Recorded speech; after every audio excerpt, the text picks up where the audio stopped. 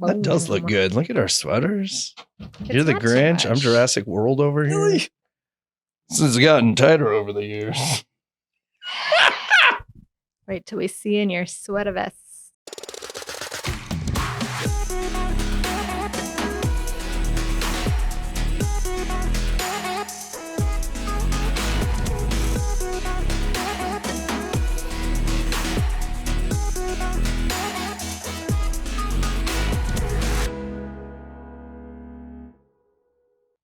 Oh, I want to say Merry Christmas and all the holiday stuff because that's the time we're in. But when you're watching this or listening to this today, we are past it all. Or you will just be early celebrating it for next year. Let's go 2025. Oh my gosh, that's weird to say. No, it'll be 2024. We'll be in 2024. So if we're talking about celebrating. Yes, Christmas will be in 2024. Oh yeah, I'm still not there yet. Happy New Year's. Merry Christmas. All of the above. Happy Halloween. Happy Easter. Oh no, we'll be able to do that one. Yeah. That's fine. We'll do bunny ears. This is the beauty of recording podcasts ahead of time is it can be very different environment than we're in now than when you will see this, because here we are wearing our ugly sweaters yet again. Mm-hmm. We have not gone to the party yet that we talked about. And I just want to recommit. In theory, there should be a picture somewhere on social media or on this podcast specifically of me in a Santa sweater vest with no shirt on underneath. We are looking forward to that. It has not yet been taken, but the weird thing is all of you have probably already seen it. Oh, that's nifty. Nifty go lifty. I know what it looks like. I saw it this morning. Tested it out. What I did not mention this. Liz said it will be itchy, and that's why she said I should not do it. Is it wool? Well, you saw it. I don't know if it's wool. Fake. It's like what you have. What would you call that? This is not the least bit itchy. I know. It's not itchy. She just didn't want you to. She does not. Be showing your guns. Oh, right. That's what she was worried about. I think you're right in line with everyone else's. I am portraying myself at a business networking event. Pretty sure I've done shows about Dress to Impress. And yes. I don't think... I mean, it is an ugly sweater contest. But it is. But not... Number one, you're not going to win with that because people... Oh, you're doing the full outfit, though. Yeah. Okay, so you got I'm not. I've never won. Because people go nuts. People do, and that's why I don't even try. Like decorating your office doors and all that. Like I will participate because I think it is dingy. Yes. Not dingy. It's sad.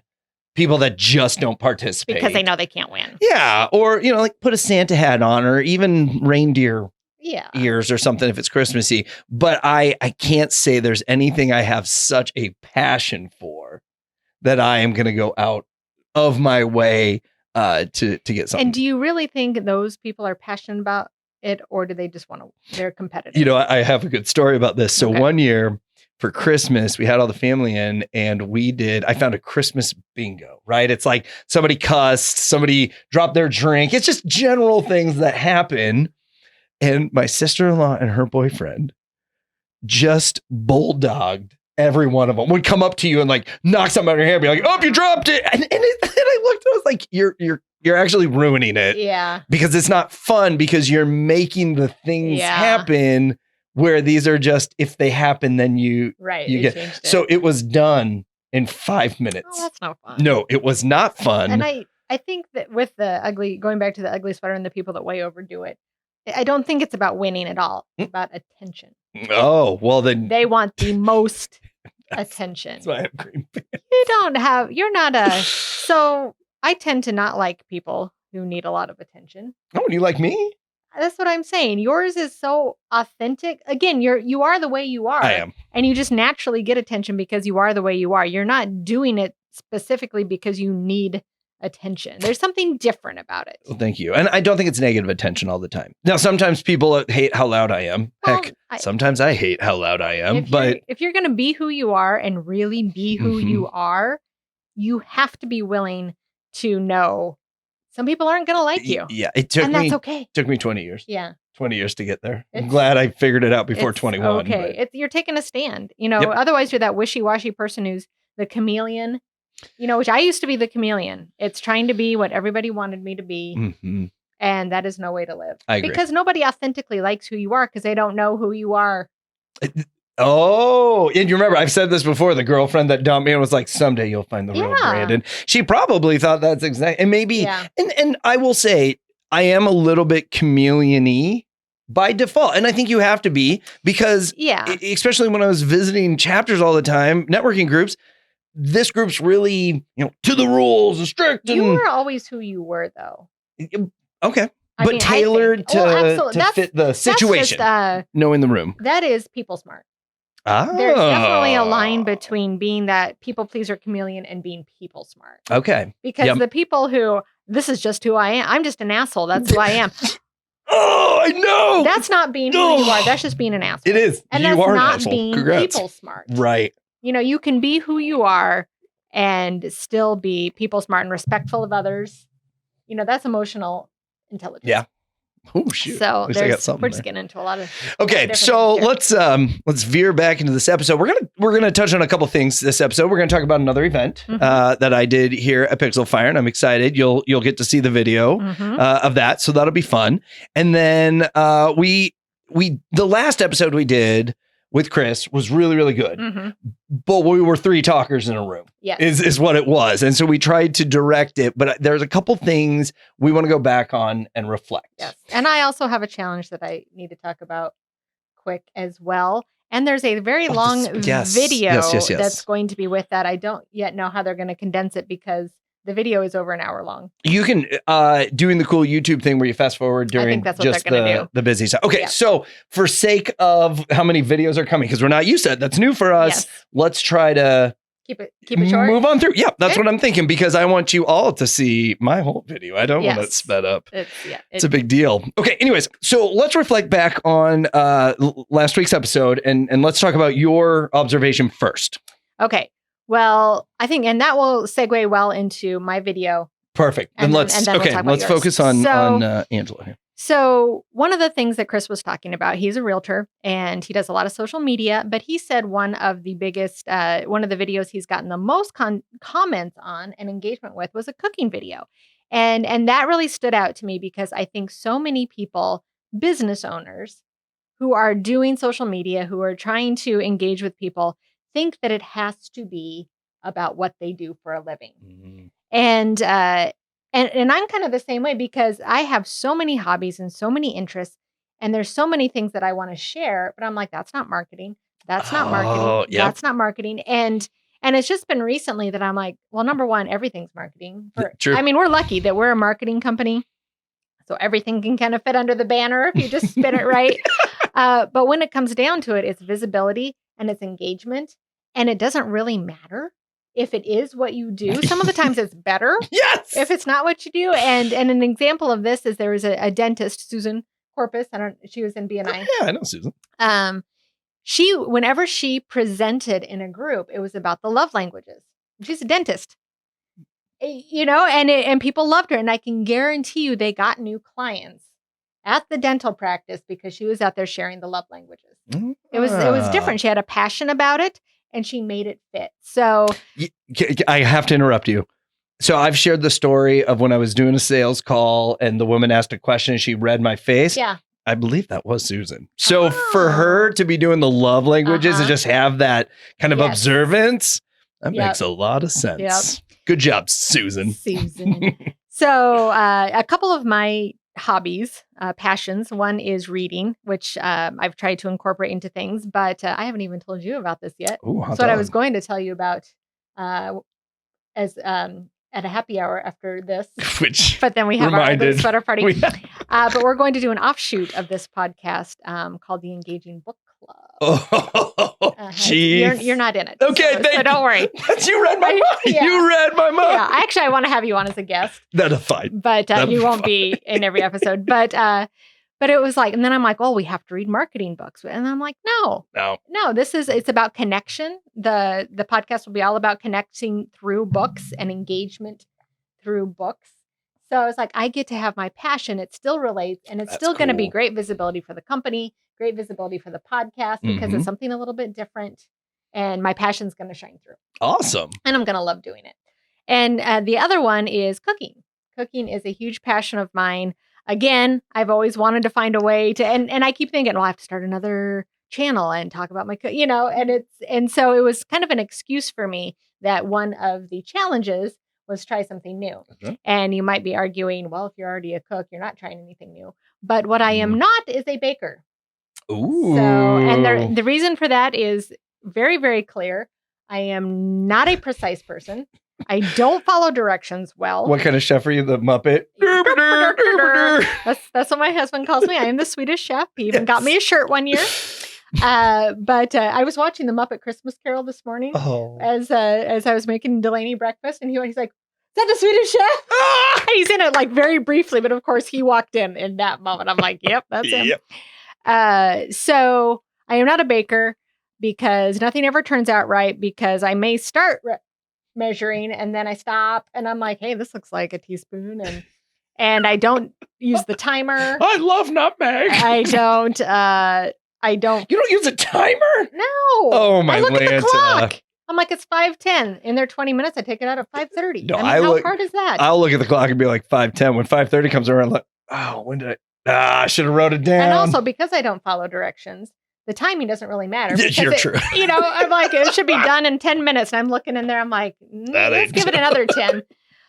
So I am not precise. I never will be precise. It's the same thing that I've thought with directions for years. I was like, I can make myself, and I'm never going to learn directions. Good. And I'm never going to be a precise cook. So the challenge was, I decided to take the most difficult thing. This makes so much more sense now. To bake, which is a souffle. And I mean, I've heard for years that they are just really, really, really tricky to make. So I was like, well, this will be fun because I'm going to do it my way. Although I did try to do it. I even had the beaters out, which that's one thing. Todd had all these cooking utensils when we moved in together. I don't know why, because he doesn't cook. I mean, he had like the stand mixer. Wow. And I'm like, have you ever mixed anything in your life? Why do you even have this? And I despise kitchen gadgets because I think they take up room. They do. They're hard to get in and out. They're hard to clean. Mm-hmm. I despise kitchen gadgets. And that's probably another reason why I don't like baking. Because it's a lot of the times you need gadgets and you don't really for cooking, depending on what you cook. And I knew, so the first recipe I looked at, you needed the hand mixer. Okay. I was like, I don't want, but that's relatively small. I think I know where all the parts are.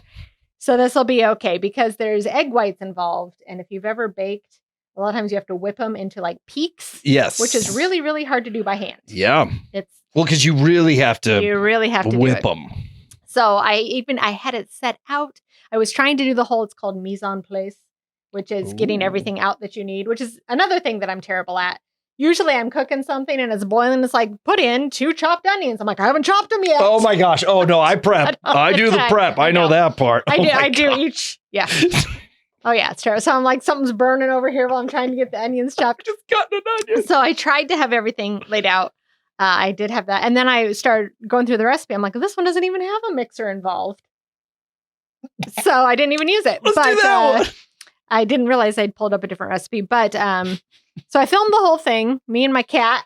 She decided to get in on the action too. So there's what's your cat's name? Is it Bella? Buttercup. Oh, yeah, close.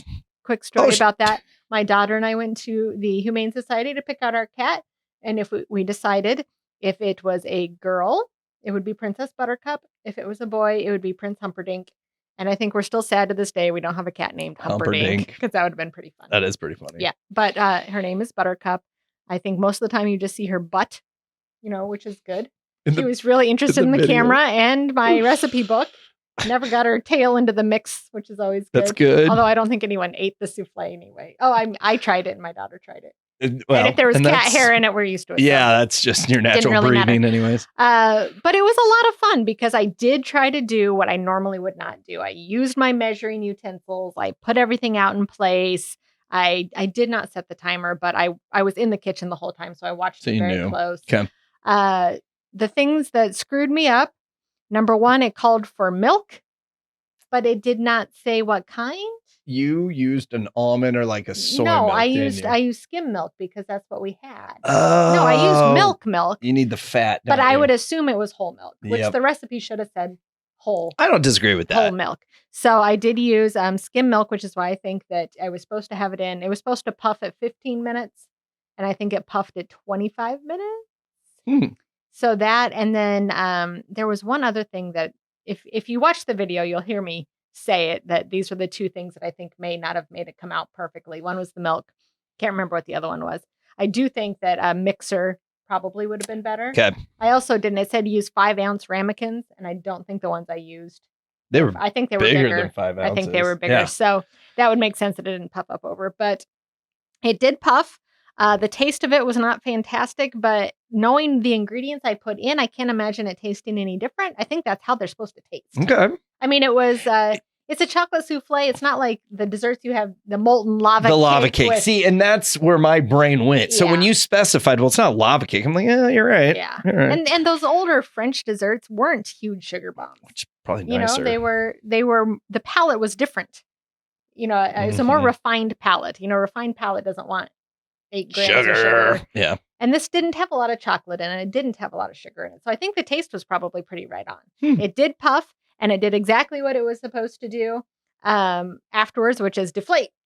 Okay. You know, the ones that fail are the ones that deflate as you're pulling them out of the oven or never puff. Oh. So mine puffed. It deflated when I put a fork in it. So I called it a success. I would call that a success. And it was a lot of fun. So I do think that you know, getting out of and doing it in the way that you're supposed to do it. Again, I half-ass baking all the time, and it usually shows. I mean, I can do some good cookies and things like that I've got the recipe down, but breads I'm terrible at. They never rise. I have bricks of bread.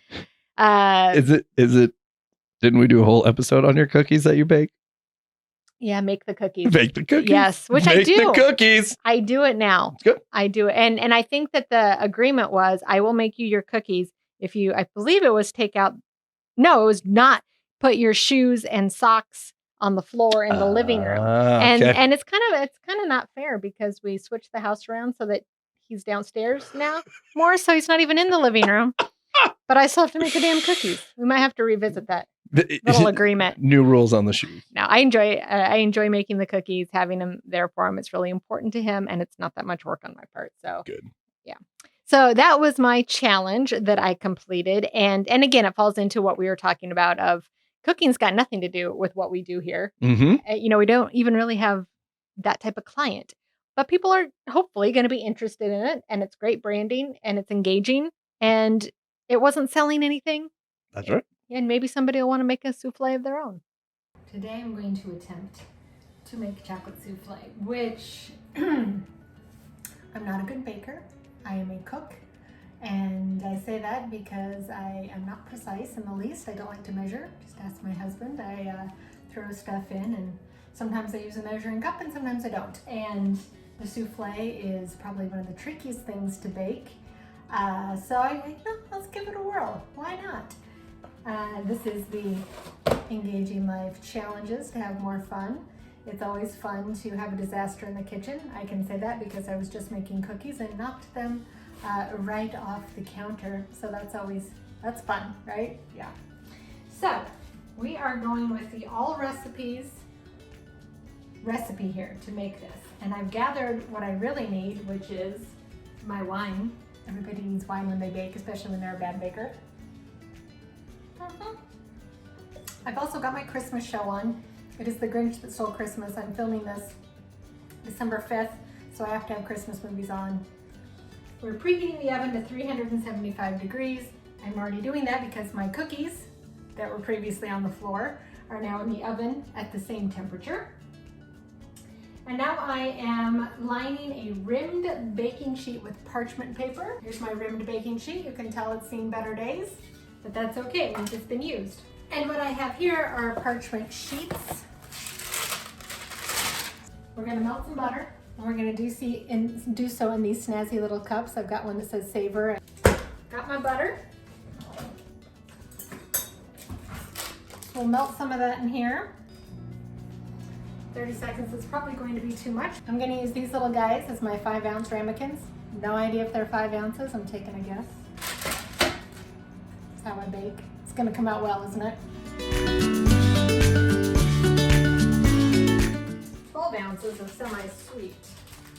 So 2 ounces. I'm gonna look this up. What is ounces to cups?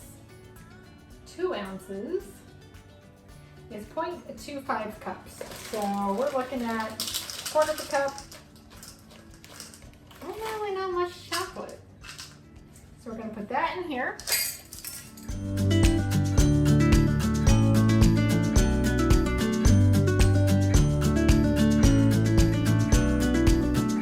Just to fold in the rest of this. Folding has never been one of my strong suits.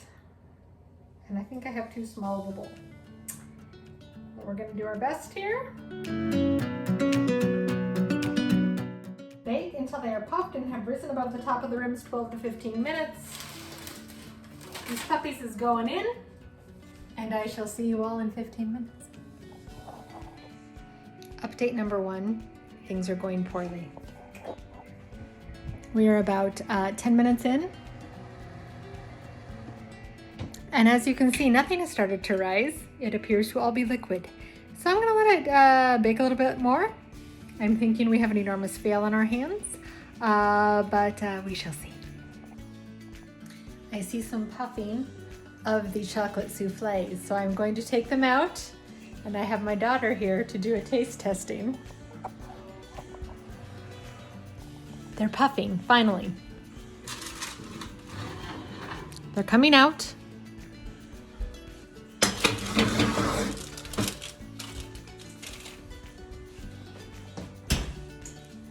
And the moment of truth. She's very excited to be on camera. Whoa, whoa, it's deflating. You see? Yeah. Is that good or bad? I haven't tried it yet. Okay. Blow on it. And there it goes. No.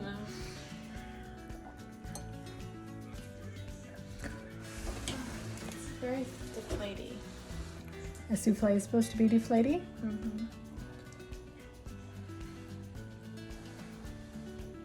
Look good.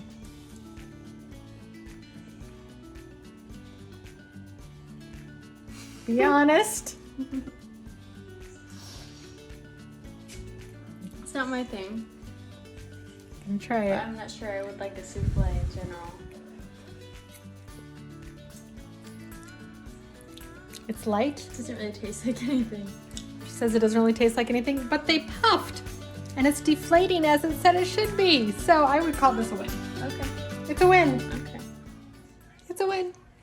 So there you go. That was my souffle making. Next time I might not wear that sweater. I know it was pretty loud on camera. I also maybe will watch so the camera's not right in my face half the time.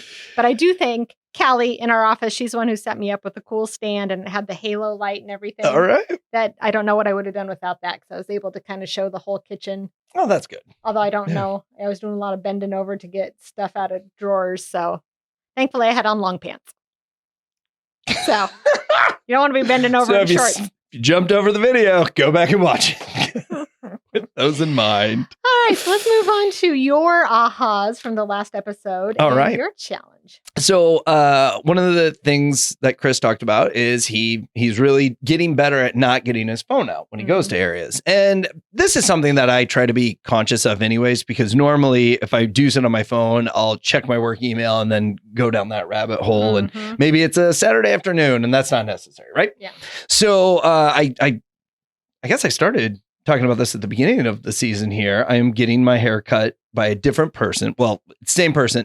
Rephrase that. Different stylist. I'm in a different environment. I'm at Scissors and Scotch now. Okay. Because I'm a man and I want to have that man experience. You want to drink. You want to get You do get a drink. You do get a drink with your haircut. Anyways. And Is so it a good drink? Oh yeah, there's a well, because I'm a member. I signed up for the monthly subscription, which is going to keep this looking a lot nicer. And there's even a member shelf of bourbons, and they do have scotches and all that there. But I'm a bourbon guy, so I got to try. I forgot how high proof it was, but it was a Ben Holiday, and it was 120 some proof, but very good, flammable. Yeah, pretty much. So the way that they have it set up is you have the bar, and actually people go and just drink there, even when they don't get their hair cut. Do the members get like a discount or something on those drinks? No. Okay. No, you get a free drink. As a member, you get a free drink with every haircut. Okay, that's all the membership includes? Yeah, okay. and a haircut. I mean, includes the haircut. Right. So, but there's a bar. And there's nice seats, actually very similar to these seats. There's a couch area, and then there are seats up at the bar, but there's only a few of them. Usually those are taken. So after my haircut, I didn't really want to just sit on my phone.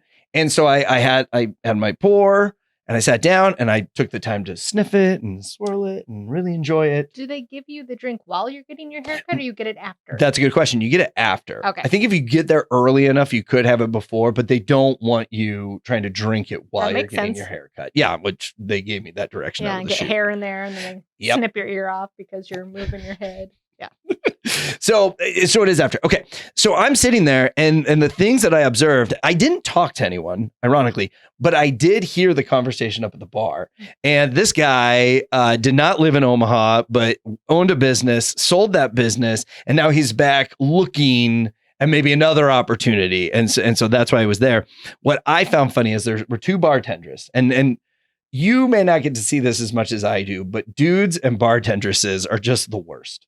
Just the worst, because generally that dude had nothing else to do. Right. And they're trying to work. Tell you the truth, one of them was working on like a school thing even, right? And so just the conversations that they were having and how he would try to impose himself in them, and they would just kind of polite. I would say my age, okay. If I had to guess. Guy. Yeah, well, thank you. Appreciate that. But yeah, it truly was. So it was fun to watch and observe all this. But the one thing I really did notice is everybody that came in waiting for their stylist to come and get them would just pull their phone out as they're sitting down and then go into the slump of the, and my grandpa had a hunchback and they didn't have phones. So I know if I don't start paying more attention to my posture, I'm going to have a hunchback too. My great grandma had a hunchback. We're gonna have the Hunchback podcast in about 25 years. Put all the microphones Tune down. So it was cool to see all of that. And then the other piece, we went and we looked at Christmas lights. 'Tis the season. And my daughter, my 10-year-old, she has an old iPhone and she wanted to take her phone. And this was truly, it was even a small drive through. It's at Zerinsky. It's a benefit. It wasn't a big time commitment. And I said, just leave your phone here. And she pulled and you said, this is a common one. I want to take pictures. And with no hesitation, I looked at her and I said, you are never going to look at those pictures again. Leave your phone here. Just enjoy it. And my kids don't fight much with the electronic devices, which is nice. So she did. She left her phone there and it never came up again. So I was happy to hear that. But it's the meme.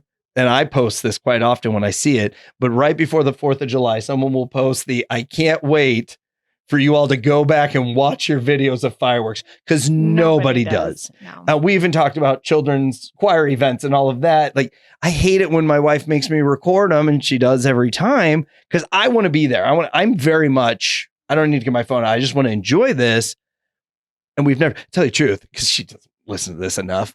There was one year that we had a camera, like an actual camera, not just a phone. We borrowed it from my parents and had an SD card in it. I lost that SD card. And nobody knows. No, never came up. I put one in like where it would have been, kind of like the junk drawer area. I put one there. That's what I was going to reference that it was. Never had to. So it's funny that, real quick, I get a newsletter. It's called The Imperfectionist. Ooh. And it's one of those that every time I get it, it is an aha moment. And I save it to read to my husband because there's always something in it that's just so. And one of them was about hoarding moments.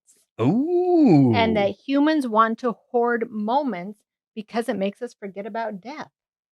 Interesting. It's that if we think we can hoard enough moments and keep them, it's going to prevent the inevitable. And that taking pictures is a way of hoarding moments, as well as sitting there going, I have to remember this. I have to remember this. That's a way of hoarding moments. Okay. And then also trying to recreate, special moments like, oh, this Christmas was really special. So I'm going to try and have the same food and wear the same outfit and have the same smells. And I do this a lot with like vacations. Oh, I have to have this perfume because then if I smell it again.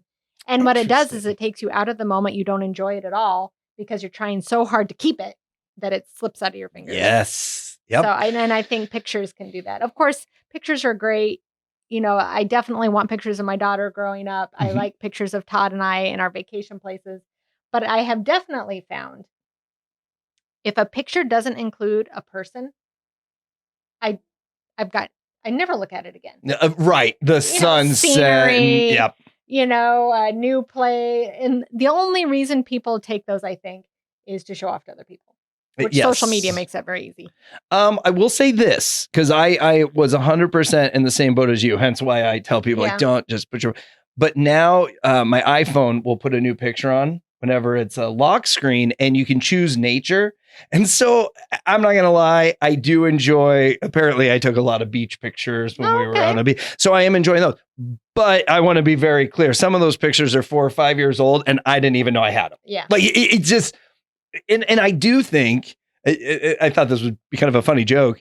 So now people do that to save the memory, right? But it's digital, so it doesn't cost us anything. Just think about our parents who had to go through rolls of film and go get them developed and then throw out half of them. Yeah. Because they sucked. But then I think they were in a better, because it wasn't just right there. They had to make a point to do it. And it was more of a love, a craft sort of thing. And now when they have the, I get so mad when I see it. Or you can like switch people's heads. Yeah. Or change their face. It's like, the Google phone. Is anything real anymore? No. Are you ever going to be able to see a picture and be like, were they even there? It could be AI at this point. Let's not lie. So now it's just like, ugh. So it's been a good challenge. And like I said, I did that one by accident, and I forced my daughter to do one, and we did it. We all had fun. We didn't really have any horrible crash at the end. It was a good experience. We enjoyed it. So let's talk about the challenge. So I did a magic trick for the office, in my office, and I threw out that we would do one here. Yes. And so afterwards we went out there, but there were a few things that I don't think you all were prepared for. Okay. Number one, I actually have a magician name. So back in the day, I took a summer camp, and it was a magic camp because I'm hip, I'm cool. He's with it. And my if you want to see what our dance was, check out UBTubi. Pretty good. But my best friend growing up, his dad is actually the one that created this name. My wife uses it quite a bit, and that's why she's mad that I use it for my up and coming. She uses it privately. Magician. Well, no, that's not that private. Okay. But it is the Great Brandoni. Mm-hmm. And how perfect is that? And that's what I had at the magic camp. And that is what I use currently. So creative. I stole it. You put an I on the end of your name. Hot dang. You didn't put one on the end of yours. You're not doing magic, are you? You could though, I know. Anyways, so you'll see in the video, I said we're gonna do the full experience here. So I do come out as the Great Brandoni, and I will say the magic trick went better than I could have even planned it. It was fantastic. It went just right. Everything fell into place. So it's a really good magic trick. Well, you know what? Roll it, and we'll come back and talk a little bit more. All right, everybody. This is the Great Brandoni here doing a magic trick with everyone here at Pixel Fire. But here's the deal. Number one, I'm a horrible magician. And number two, you guys are actually going to do the trick. How does that sound? All right. Okay, cool. Now, there is one simple thing that I need you to understand. Do you all know how to cut a deck? Yes. Okay, you pick half, and then you put the other half on. Yes. Cool. All right. You. Tell me when to stop. Stop. Okay. Now, you can have this card, or you can have this card. Which one would you like?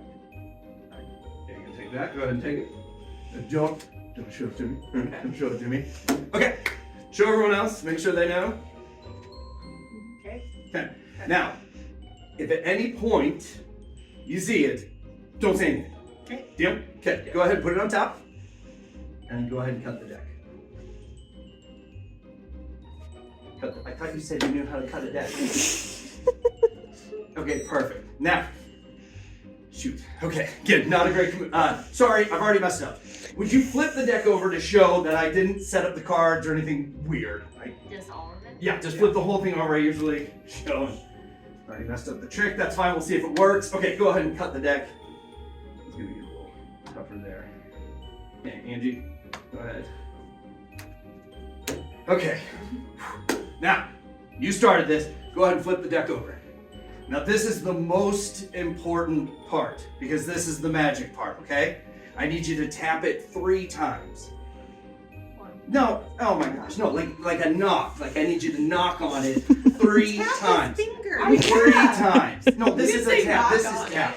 This is You didn't say knock You know on what? It's happened. Knock. You choose. This is your game. This is your trick. Okay. This is your trick. Okay, 3 times though. Has to be 3. 3. Okay. Now you all know what the card was, right? Yep. Go ahead and flip that over. Just the top card. Was that your card? Yeah. Ba-bam! The Great Brandoni! That was cool. That was cool. Go. There you go. It was great. It was even, I would have to say, even better in person. Thank you. Yeah. And I will say, so I did another one later, and Courtney was in the room at the time, and I felt she really embarked on the, ooh, oh! She was trying to figure out how the trick worked, and she did not do a horrible job. I'm not going to lie Okay. about that. Yeah. But again, when you perform, you cannot dictate the results Absolutely. of the crowd. And with magic, it is truly a roll of the dice. I did a magic trick one time before I was even polished. I was speaking to networking for people that were going to school to do hair. Mhm. And I will say it was not as smooth, and it worked, but no one gave a crap. Like no one gave. And I had this plan to tie it in, and I just got rid of it all. So I am not open yet to hire for birthdays or bar mitzvahs, but once I get a few more tricks under my belt, I will definitely let you know, and you can come and hire me for that. But, and we've talked about this in previous podcasts, doing things like this, I get a huge high off of. And it was great for our office. You know, it was just a quick break. Yep. It was less than 5 minutes. Everybody got to, sit and be amazed and have some fun and have a little bit of wonder. You know, we don't have enough wonder in our lives, and not knowing how he did it, I think, was the best part, because everybody wants to believe a little bit in magic. Yes, I want to. I will say my interest in magic, though, it's kind of ruined magic a little bit. I can see that. Yeah. Because and Isabel is a product of me, but she will even, because there's actually 2 good magic TV shows, Penn and Teller, Fool Us. That's my favorite, and then there is Masters of Illusion, and that's more of the David Copperfield, Sure. make a helicopter disappear, and Yeah. I mean those all have logistics to them. I think card tricks, it really is. The close-up magic. Oh my gosh! The fun stuff, yeah. How did you make that card appear there? Like street magic? Yeah. Oh yeah. Yeah. No, David Blaine, Chris Angel. I do love all that. But now even Isabel will say, all right, Dad, I think I've got the beginning of it. But then when did it change? And there is one Spanish card magician. I can't think of his name right now, but we watched his episode of Penn and Teller a million times, because I will tell you, I can't. There's even one where he makes you look over here, and then there's a card sitting on the box. And it's the card that he randomly has someone say, and he's like, oh, it's over here. Now that we've watched it enough, we see when he puts that card on there, but he didn't know what card these people are going to choose. It just blows my mind. I think he really is magic. We saw David Copperfield in Las Vegas. Oh, David. I never have seen him live, but he's a good one. He made us put our phones in a lockbox during the show, and then sent something to the phone. I mean, it was weird, like something that came. That one was really cool, and it doesn't sound cool at all now, because now it just sounds like he texted us, but I can't remember exactly what it was. And then he had another one where he had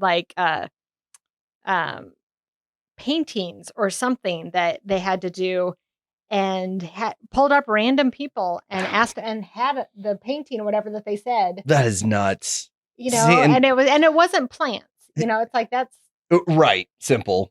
Yeah, it was just oh my gosh, I can't think of it. When the mentalist thing, I don't fully understand. There are some tricks that I know when they've placed something that is ironically what the people are choosing at random, but there are some that I've watched and I'm just like, I have no clue in the world. And I like those. I like those. I want to learn how to do those someday. One magic trick David Copperfield could not pull off is looking like he does in his stage photos. Oh my gosh. That man has aged. And his rug is not good. I mean, he came out, I'm like, where's David Copperfield? I bet he still thinks, though, he is just the hottest man. And I'm sure that Vegas. there are plenty of people that tell him he is. I would agree. Yeah. So anyways, so that was one of the challenges we got to do here. You got to see it. The souffle was another one that Angela took on. So next week we'll have another guest, I believe, right, Betty on the show. Case. Okay, We will Betty have Case. Betty, Oh, yes. hot dang. She's been rocking this. She has really taken this to heart. And I'm excited to have Yeah. her on. I think she's going to have some really insightful stories. Not that Dave and Chris didn't, but it'll be good. And I was like, gosh, and we've only had dudes on so far as our guests. So I'm our excited next to two have a are female. women. Good. I like to keep it diverse and balanced here at Yes. The Engaging Life. So, but with that, if you enjoyed the magic trick or, somebody learning to bake, send them this video, send them the podcast and have them check it out, share it a little bit, give us a review or two, if you don't mind. Any other requests you want to throw out there before we shut it down? Nope, just follow us, talk to people. And if you've completed any of the challenges or yeah. want to, please let us know because we'd love to share those on one of the next episodes. All right. Well, I'm going to go put on my elf costume, Santa's little elf so that costume. you can go back in time and share it on the last podcast. And hopefully we'll find a way to share that with everyone. But until then, we look forward to talking to you on a future podcast.